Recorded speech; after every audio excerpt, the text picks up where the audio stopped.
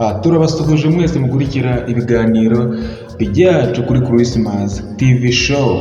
Kora subscribe nimba utarakora subscribe, tujye tubana mu biganiro bigiye bitandukanye. Tugiye rero mu muziki wo kuramya no guhimbaza Imana. Tugiye kubabwira abahanzi bazamuye umuziki wo kuramya no guhimbaza Imana. Harimo ababishop, harimo abahanzi bagiye batandukanye bazamuye indirimbo zo kuramya no guhimbaza Imana ndetse bahembura imitima ya benshi. Tugiye kubabwira top 10 y'abahanzi babanje kuzamuka mu muziki wo kuramya no guhimbaza Imana ndetse no kumenyekana mu bihe byatambutse.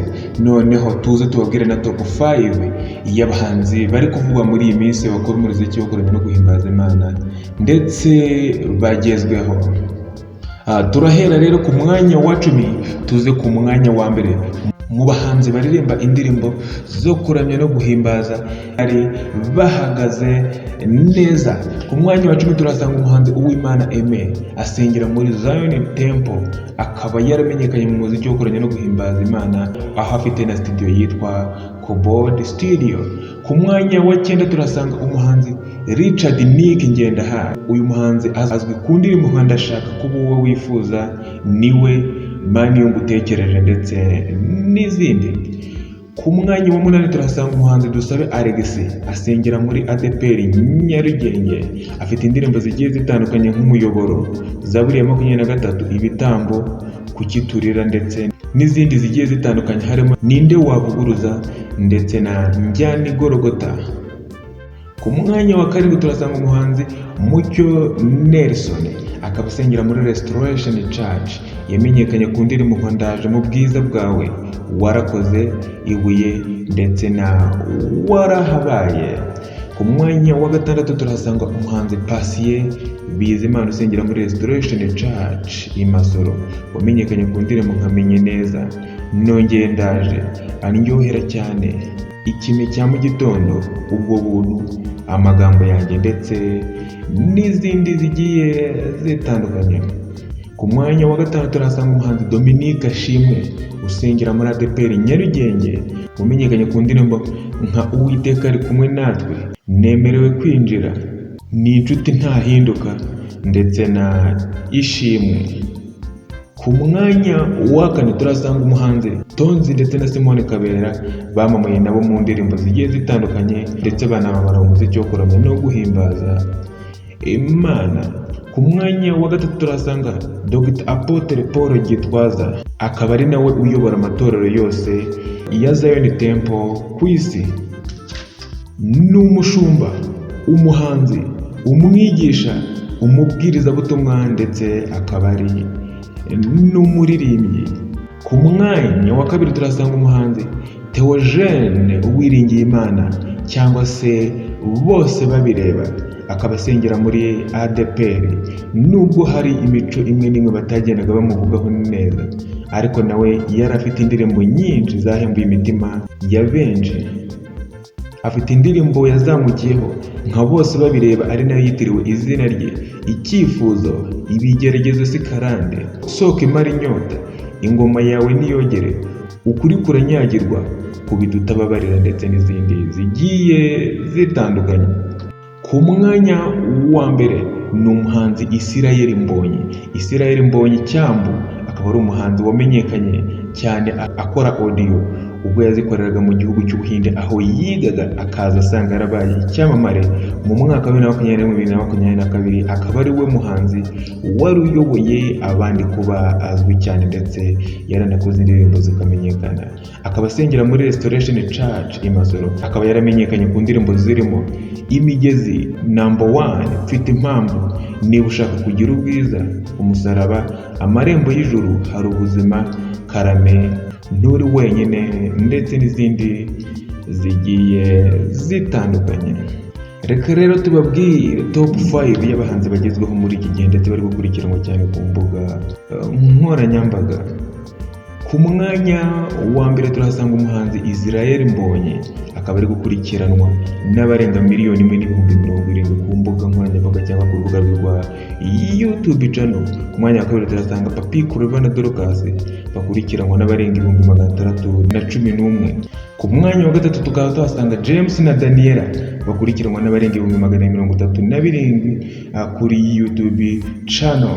Ku mwanya wa kane turahasanga Vestina na Dorcas, abana baririmba indirimbo zo kuramya no guhimbaza Imana, bakaba bo ibihangano byabo biri kuri YouTube channel ebyiri, iyo bakurikirana ari we Murindahabi Irene ndetse na YouTube channel iyabo. Ku mwanya wa gatanu tukaba tuhasanga Ben ndetse na Chance, akaba ari couple nziza iririmba indirimbo zo kuramya no guhimbaza Imana, bakaba bakurikiranwa n'abarenga 160, akaba ari bo bahanzi bari gukurikiranwa muri iyi minsi.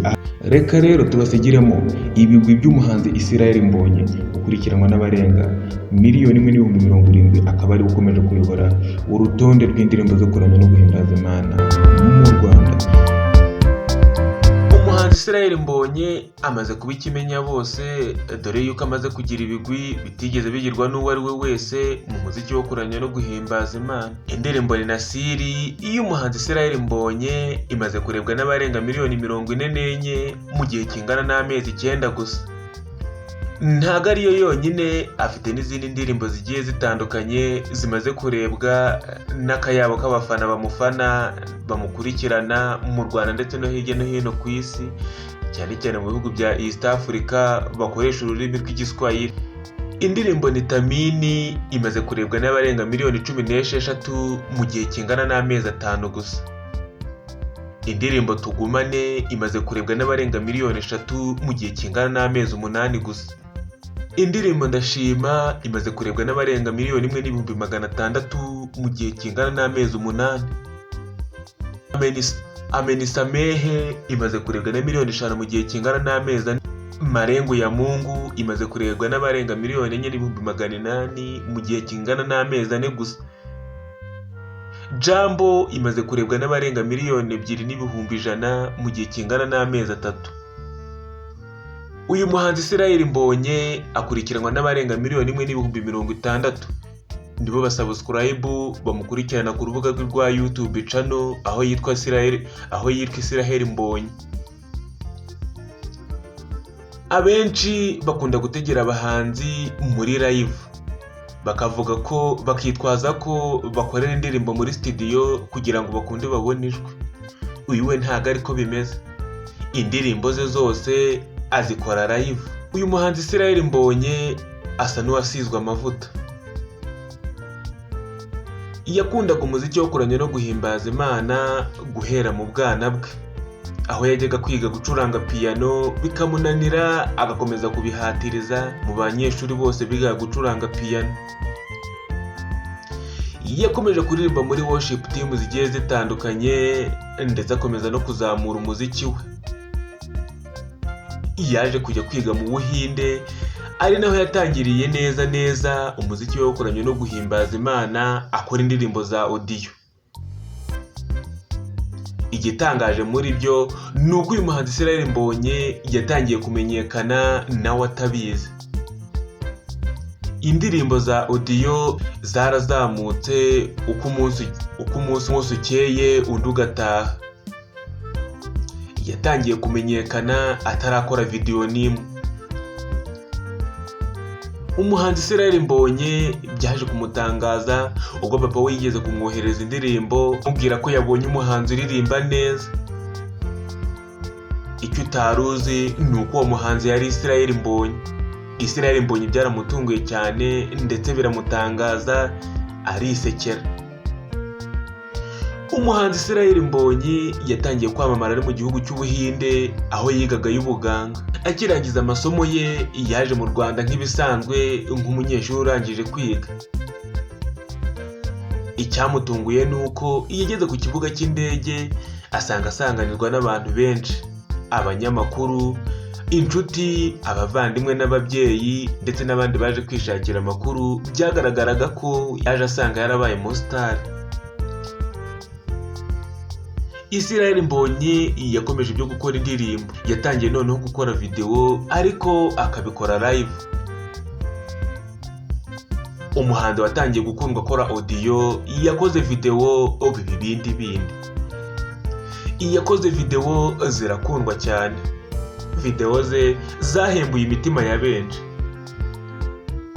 Reka tugaruke ku by'abakunzi ba Israel Mbonyi bakunda kubaza amatsiko menshi baba bafite kuri Israel Mbonyi. Bakunze kwibaza se Israel Mbonyi afite umukunzi? Israel Mbonyi ntacyo akunda kubitangazaho. Ese ubundi uyu muhanzi Israel Mbonyi aramutse afite umukunzi, umuziki we wakomeza gutera imbere nk'uko utera imbere? Ese aramutse afite umukunzi watera imbere kurusha ukure? Ibyo ni ibibazo byinshi bikomeza kwibazwa n'abakurikirana uyu muhanzi Israel Mbonyi. Israel Mbonyi ari mu bahanzi nyarwanda bakurikiranwa cyane ku mbuga nkoranyambaga. Akaba wa kabiri mbere y'umuhanzi Meddy ukurikiranwa n'abarenga 1,300,000. Israel Mbonyi akaba amukurikira kuri 1,000,060. Israel Mbonyi akaba akurikirwa n'umuhanzi Papi Kelvin na Dorcas, nabo baririmba indirimbo zo kuramya no guhimbaza Imana. Abo bahanzi bose uko ari batatu kandi bakaba baririmba indirimbo zo kuramya no guhimbaza Imana. Abahanzi benshi babashinja kuba batazi kuririmba live. Ntago ariko biri ku muhanzi Israel Mbonyi. Aririmba live nta kibazo na kimwe afite, kandi indirimbo ikaza imeze neza cyane nk'uwayikoreye muri studio.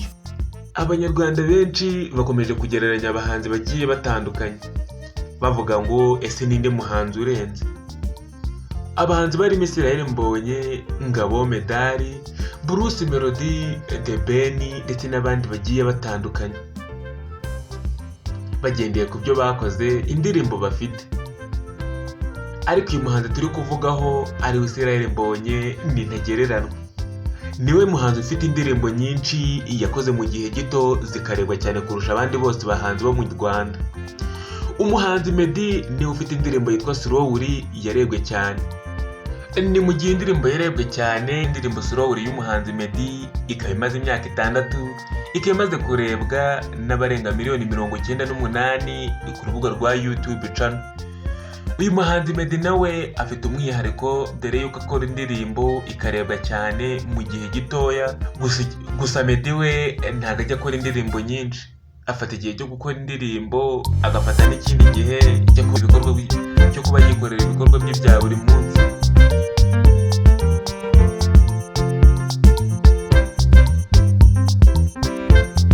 Nubwo uyu muhanzi ariko afite indirimbo yarebwe cyane, ni mu gihe kingana n'imyaka irenga 6. Uyu muhanzi Israel Mbonyi we iyi ndirimbo imaze kurebwa n'abarenga 1,044,000 nta mwaka iramara. Ntago ariyo gusa, dore ko n'izi ndirimbo afite zindi ziri gukomeza kuzamuka. Ni ibigwi bitigeze bikorwa n'undi muhanzi uririmba indirimbo zo kuramya no guhimbaza Imana. Abantu baririmba indirimbo zo kuramya no guhimbaza Imana basizwe amavuta. Mwakoze kudukurikirana, mwari kumwe nanjye Bikorimana Noel.